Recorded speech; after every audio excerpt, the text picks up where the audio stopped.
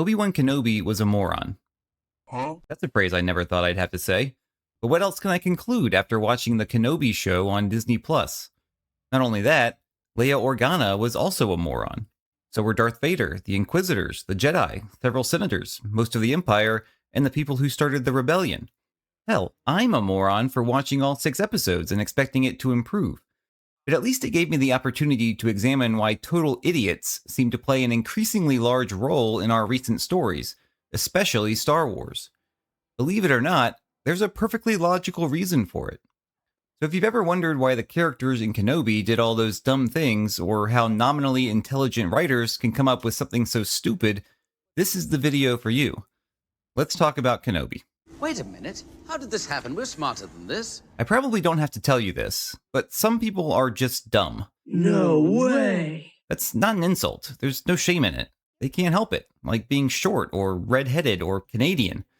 So there's nothing wrong in principle with having a dumb character or having even smart characters do dumb things on occasion. That's life. Many classic stories are structured around characters having misunderstandings, lacking important information, or making dumb mistakes, from Pride and Prejudice to Romeo and Juliet. But there's a point where it starts to strain credulity. Particularly egregious examples are sometimes called idiot plots, where one smart decision or simple statement could resolve the entire conflict, such that the story couldn't happen unless everyone is an idiot. And that's the territory that the Kenobi show flirts with, if not outright embraces. How does this happen? Why doesn't anyone, especially the writers and editors and producers, do anything to fix it? They can't be completely dumb themselves, can they? All of them? The answer comes down to 2 main factors: convenience and conviction. You'll see what I mean when we go through some examples. We're not going to discuss every dumb decision in the show, otherwise this video would be 10 hours long, and I hate to nitpick. But I do want to show a few particularly painful scenes that will help illustrate the point. Specifically, this ridiculous episode where Obi-Wan and Tala infiltrate the Fortress Inquisitorious to rescue Leia. The writers seem to know how implausible this whole mission is going to be because they have the characters giving excuses before it even starts. I don't see any shields. That's because no one would be stupid enough to attack them. This is known as lamp shading, where the author tries to address how dumb or implausible or coincidental something is by calling it out themselves. It's like saying, "See, viewers, I know this is a problem, so no need to tell me about it, just go with it." It's a bold strategy, Cotton. Let's see if it pays off for him. The tactic rarely works. Acknowledging a problem doesn't make it go away. Just because you attempt to give some explanation for an absurdity doesn't mean that the explanation works or the audience must accept it. In this case, it makes no sense to leave an important base undefended because it's too important. It's like saying no one would be stupid enough to attack a US nuclear weapons base, so we might as well let anyone walk onto one. The thing that would make it stupid to attack any base is the security it has, the risk of getting caught and killed in the process, not the importance of the base or the dangerous nature of the contents. The more dangerous and valuable the base, the more likely it is to be attacked, and therefore the more security it actually needs. Yes, even if it's the headquarters of SEAL Team 6 or whatever. One X-Wing with a few proton torpedoes could have destroyed this entire thing, apparently, if only the rebels were stupid enough. But that's just the base. The plan itself involves Obi-Wan entering underwater while Tala flies in and pulls rank in order to open a security hatch for him. Never mind that he could probably just cut his way in with a lightsaber because the base is totally unmonitored as well as undefended. The Empire has no way to find you in their own facility unless a random stormtrooper patrol happens to see you walking by. Good thing there are idiots who can be easily manipulated and always go in pairs to cover less ground. And the show seems to have a hard time understanding that long-range communication exists. Like this scene in Episode 2, where Obi-Wan and Leia escape on an automated transport, but the Empire evidently has no way of figuring out where the ship was headed or calling ahead to where they know it will land according to a preset and unalterable schedule. Tala completely blows her cover on Mapuzo, where she goes out on a mission, kills several stormtroopers, and then abandons her post. There's a 0% chance that she isn't at least reported as missing and very likely as a defector. When she confronts the one piece of security on the base, the officer can check her ID and confirm her sector, but evidently there's no way for him to see that her file says she's MIA or rogue or contact anyone from her old post to ask whether she's on assignment. That happened on a different planet, you see, and word travels very slowly. The officer's unsure, but rather than checking with his superiors or requiring an escort, he moronically lets her wander off alone. Now, put aside her antics in the control center, where she uses her own personal ID to access security before choking out another officer, just in case her cover wasn't blown enough already, and Obi-Wan's adventures in underwater remodeling. Let's skip ahead to the very end of the mission. No, not that part where Tala gently slaps a stormtrooper in the helmet to paralyze him, though that was fun, but where they decide to walk out the front door while hiding a small child under Obi-Wan's jacket. What could go wrong? Nothing, apparently. It's a brilliant plan. The whole base is on alert, not from some outside attack, which they still aren't prepared for, but from a pair of intruders. So you'd imagine that the base would be completely locked down and all personnel would be on the lookout for suspicious people. That's what the Fifth Brother ordered, after all. Instead, the man without an Imperial uniform and a very unfortunate tumor that has grown a pair of legs goes through who knows how many corridors and doors and elevators to get to the main landing bay by the time anyone sees them. And what is everyone doing at the landing bay, the most likely place for the intruders to try to go? Inspecting everyone, sealing off ships, organizing into formations so they can account for everyone, right? No, of course not. Don't be stupid. They're running around all over the place, creating chaos. Not until Reva comes out to confront them does anyone notice the obvious ruse. Good thing air defenses don't exist. Launching fighters isn't part of locking the base down, and no ships are in orbit to intercept them. All three of them hop into a gunner's chair of the T-47 airspeeder and fly away. If not for that pesky tracking device, they would have gotten away with it, too. Now, could we possibly come up with plausible explanations for all these dumb decisions and contrivances? Sure, maybe there's some special Imperial protocol in effect, or the different sectors don't share information with each other, or the computer systems are outdated, and maybe Tala has accepted her death and doesn't care if she gets caught. Maybe Obi-Wan is using the Force to confuse everyone around them as they leave. We could lampshade this stuff all day, but as a general rule, if you're having to explain why your characters are all morons, you probably did something wrong. There's really only one reason why everyone suddenly becomes a moron and does all the wrong things. So the plot can happen. Every writer has been there. You have this great idea for what's going to happen, like Leia getting kidnapped and Obi-Wan going to save her. And of course you want to make the rescue scene exciting and the getaway a close call. Maybe you pitch it to the team, get feedback on how to make it even more exciting, and agree on the basic structure of the scene.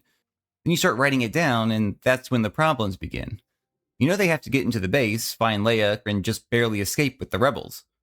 But how exactly? Step by step, scene by scene. Once you start to think about all the details, you realize it's not as simple as you may have imagined. At this point, you have a few options. You can write reasonable answers to some or all of the questions that arise, but you need a bunch of extra scenes to properly set it up and play it out, and you only have a few minutes in this one episode.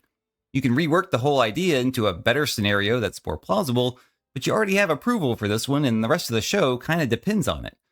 Or you can plow through the objections and stick to the original plan no matter the implications, which is shorter, cheaper, and easier. Guess which option the executives tend to prefer and which one the Kenobi writers chose. The result is characters who do what moves the plot along rather than what makes sense for them to do in a situation, and events that feel coincidental or contrived rather than flowing naturally from a logical progression. That problem isn't that the writers are idiots or don't notice these things, though that may sometimes be true. I know it's easy to laugh at how stupid they must be for creating this garbage, but I promise you the writers or editors or producers thought of these questions at some point. They just didn't think they mattered. Who cares if it launches 1,000 critical YouTube videos? People will still watch it, and most normies won't even notice the problems. Figuring out how to fit together these characters and events and ideas into a logical, compelling, exciting 5-minute package is difficult. Great storytelling is hard, and it probably won't make you any more money than average storytelling, so why bother? Yes, you can do it even with these constraints. That requires rare talent and imagination, something severely lacking in Hollywood these days. We've got a runtime to hit, and a schedule to keep, and a budget to watch. Making everyone a moron is a hell of a lot more convenient. Now, we might say this first reason is technical. It happens because the incentives for creating a good story don't always align with those for producing a movie or TV show. No doubt some writers are more susceptible to it, or just lazier, but it can happen to anyone in the right situation. But there's another way that characters become morons that's more personal to the writer. So let's take a look at my favorite part of this show, this unintentionally hilarious scene where Leia outruns 3 fully grown, armed pirates. It starts with Bail Organa telling Leia to go downstairs to apologize, but instead Leia decides to run off into the woods by herself. Now, I know we've seen her playing out here earlier in the episode and that Alderaan is a very peaceful planet, but the fact that she simply walks out of the palace and into the woods without anyone seeing her or following her is insane. How many people must she have passed on her way up there to down here? No one saw her? No one stopped her? No one reported it to Bail? There aren't even any security cameras or droids? Her little ladybug doesn't have a location tracker? She's a princess and an only child. She would have security when she leaves the house. In 21st century America, this would get you arrested for child neglect. Even accounting for cultural differences, a child from an extremely important, powerful family would surely have a governess or attendant or bodyguard or something with her at all times. We've seen how many other servants and officials are around the house attending to the family. They couldn't even bother showing her somehow eluding whatever caretakers or security there were. She just walks out and no one cares. Then we get to the actual encounter. The pirate is standing in the woods by a tree, looking exactly like a child's vision of a space pirate. Guess he's not worried about security either, because apparently it's well known they don't leave or monitor anything outside the house. Despite being obviously evil, he expects Leia to just walk right up to him and start talking so he can grab her. Oh look, she does. How fortunate for him. Instead of just grabbing her, though, or pulling out his blaster, which we know he has, he and two others slowly surround her. Leia's a smart, tough little girl, though, not to mention incredibly fast, so she takes off into the woods, leaving those poor pirates confused and stumbling after her. How could they have foreseen this? At one point, she encounters the security that Bail belatedly sent after her, but the pirate blasts him. Unfortunately, the guard was all alone without any partner or backup in communication, and no one was near enough to hear the blaster shot, I guess. So the pirates finally managed to capture little Leia and take her off planet. It's just a shame that there was no way to track her or her droid, and no way to shut down off-world space traffic after a kidnapping, and no way to check unregistered or misidentified ships that do try to leave orbit. Oh well. And all these are very successful people, senators and officials who run entire planets, a well-educated, intelligent, extremely precocious child. Pirates that have managed to stay alive long enough and become notorious enough to be hired for a sensitive mission. Presumably, they can't be this dumb in every aspect of their life, just in this one situation. So how did this happen? Obviously, some of it can be chalked up to convenience as well, but I think there's another factor, too. Conviction. Sometimes characters act like idiots because they are trying to force a specific event, and sometimes they act like idiots because the writers are trying to force a specific idea. You can tell this entire scene, including the previous bits at the party, was made to demonstrate how smart and resourceful and all-around incredible Leia is, despite her youth. Why? Well, we can only speculate, but I imagine it's partly because the writers want to set up her later heroics, which will be necessary for the story, partly to make her seem like the Leia we see in A New Hope, and partly because this is Disney and they really want you to know how awesome girls are. After all, she's the real hero of the show, and Obi-Wan is relegated to sidekick for most of it. Whatever the reason, the results are the same. They had an idea about Leia, who she must be and how she must act, that required everyone else to become a moron to maintain. The problem is not simply having some idea about a character or the world in general, like that Leia is smart and resourceful or that girls are awesome. There's nothing wrong with that. The problem is holding too tightly to that idea, to the point that it becomes an unbreakable dogma. Because at some point, you're going to have to choose between writing what you want to happen and what actually would happen. The real world is complex, and if you approach it with simple ideas, any ideas, not just these particular ones, you necessarily dumb everything down, most of all your characters.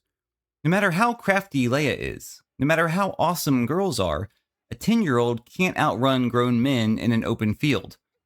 No matter how smart or brave, no preteen could withstand, much less dominate, an Imperial interrogation by a dark Jedi, or fix complex electrical systems she's never seen before.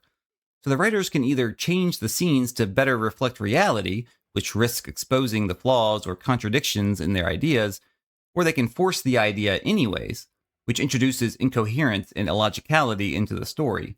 You can see for yourself which path Disney took. The Kenobi show is full of these resulting absurdities. Bail exposes his relationship with Obi-Wan and the existence of Luke for little to no reason. Obi-Wan carries his lightsaber around in the open, stumbles at basic questions, and trusts the communicator identifying Luke, his entire purpose in life, to the least trustworthy person imaginable, who drops it. The super secret underground railway for Jedi leaves notes about who they are and where they have been. This sequence at the door of the Rebel base, and Reva's whole plan in general. The show honestly feels like a Saturday morning cartoon shot in live action, where the regular rules of logic and reality don't exist. Because the writers had ideas about how the story should go and what message it should tell, and refused to bend them in the slightest, even if it meant making everyone a moron.